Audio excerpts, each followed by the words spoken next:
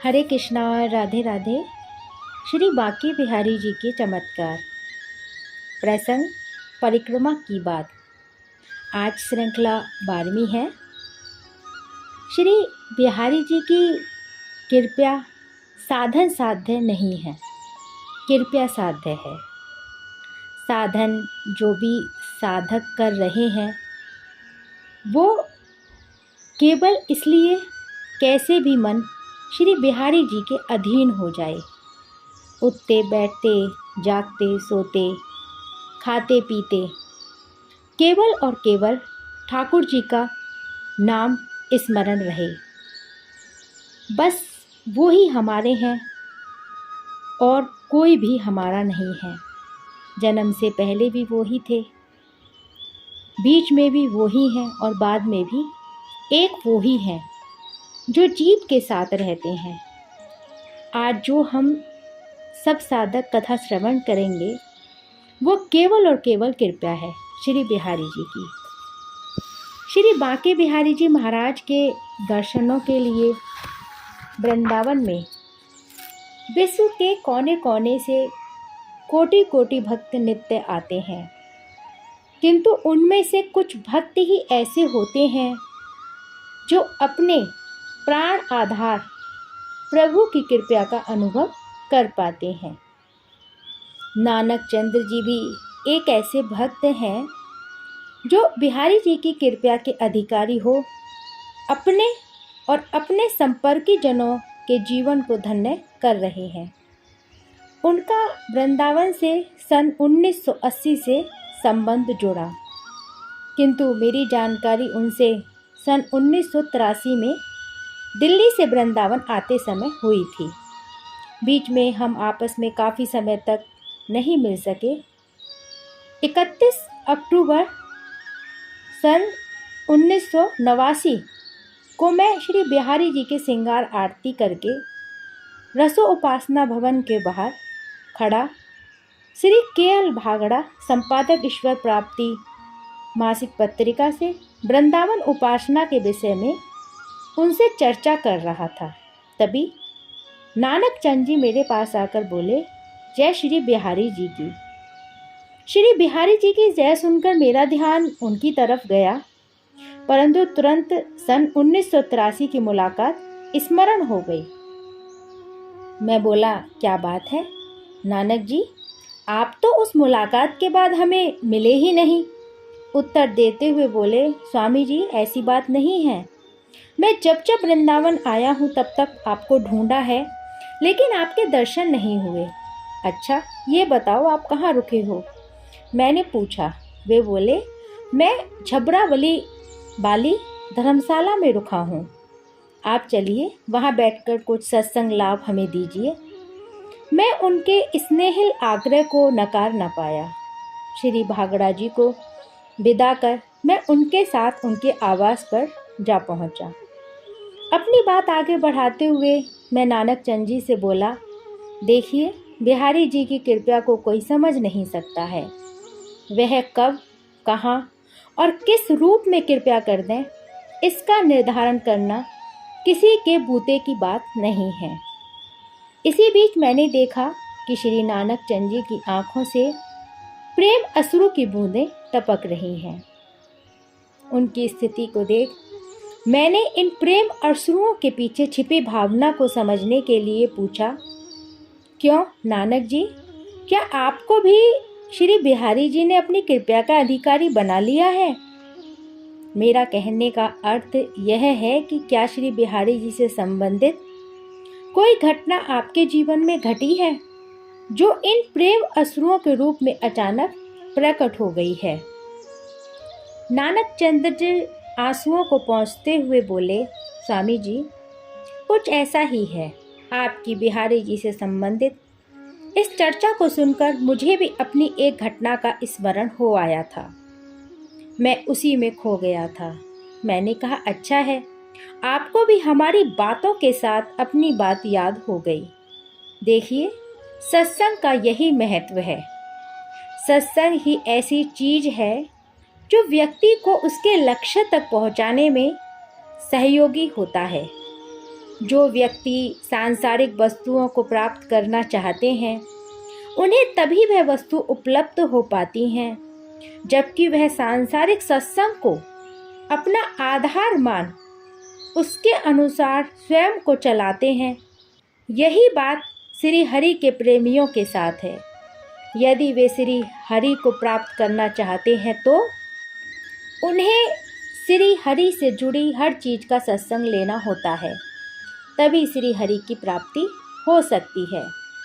वे जो चाहते हैं उसे ही भक्त को वरण करना पड़ता है।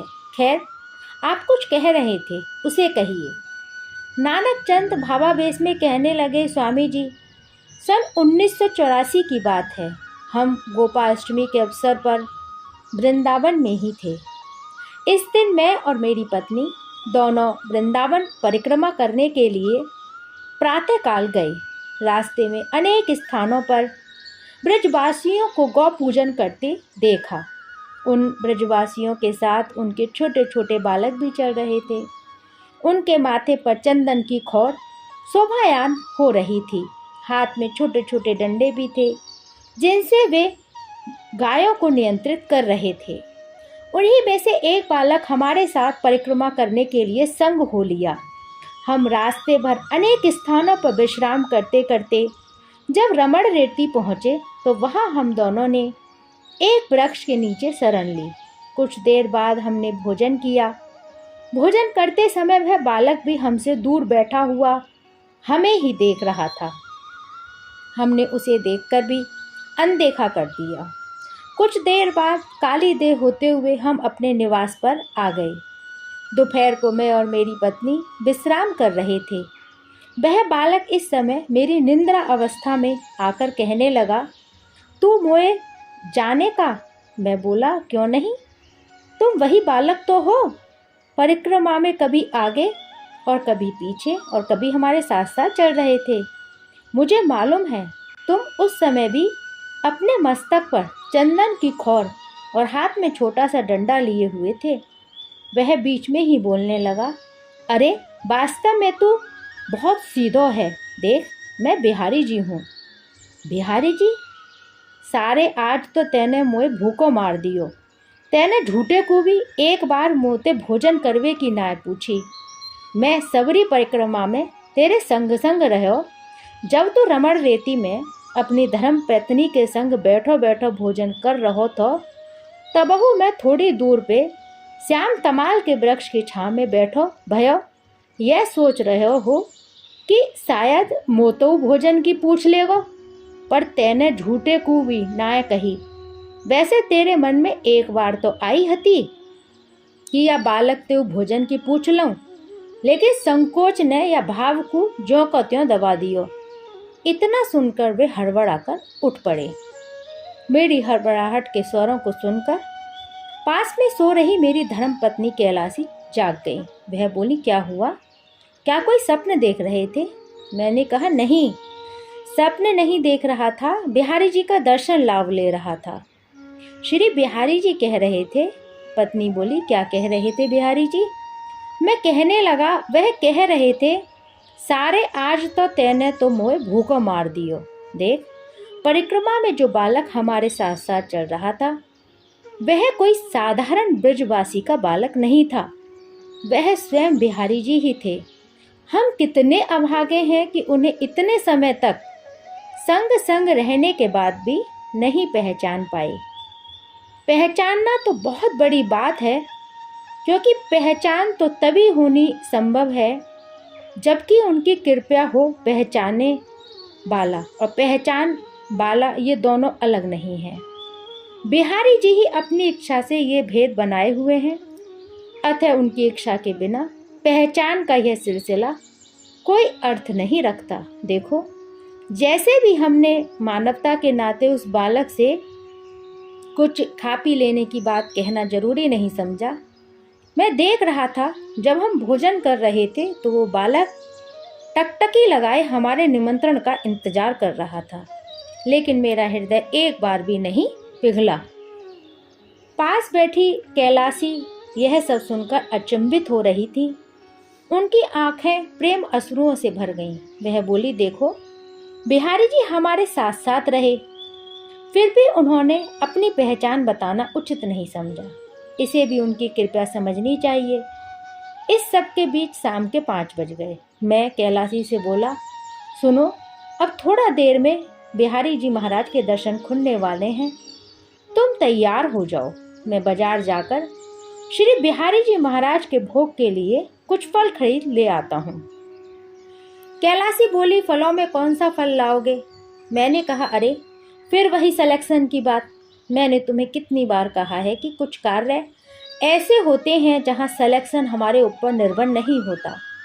और फिर मैं इस समय बिहारी जी महाराज की इच्छा के अनुरूप बाजार जा रहा हूँ। इस कार्य में मेरी इच्छा का क्या महत्व है?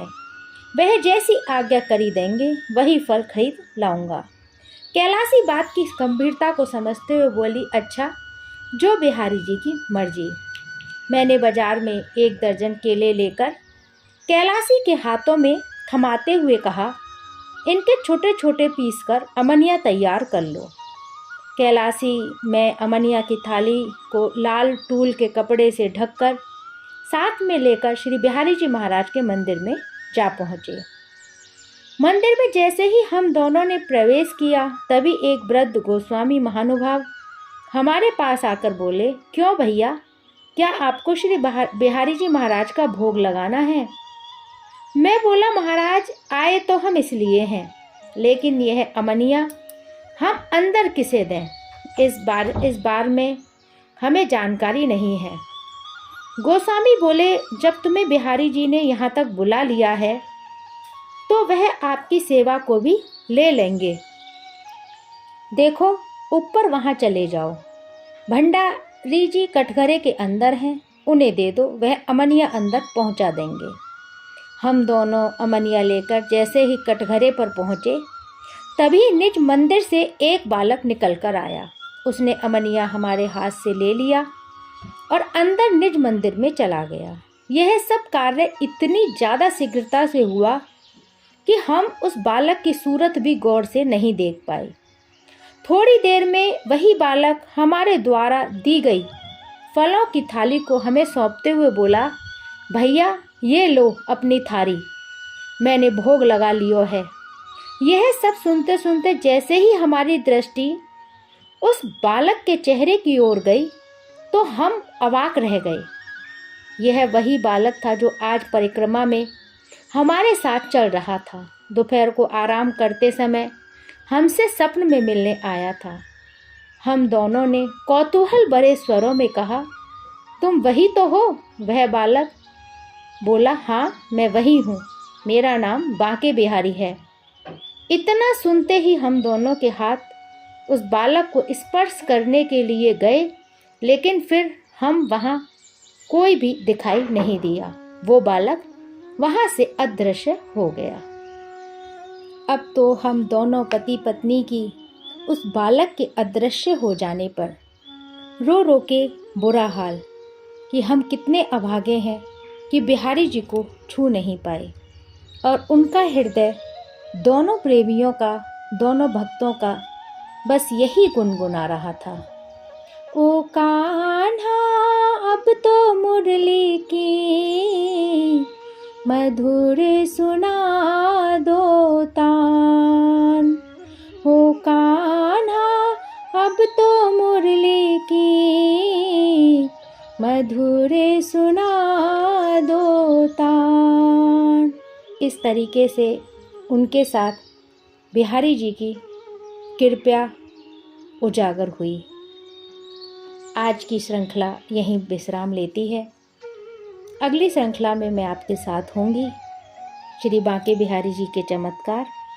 जब तक के लिए आप सबको हरे कृष्णा, राधे राधे।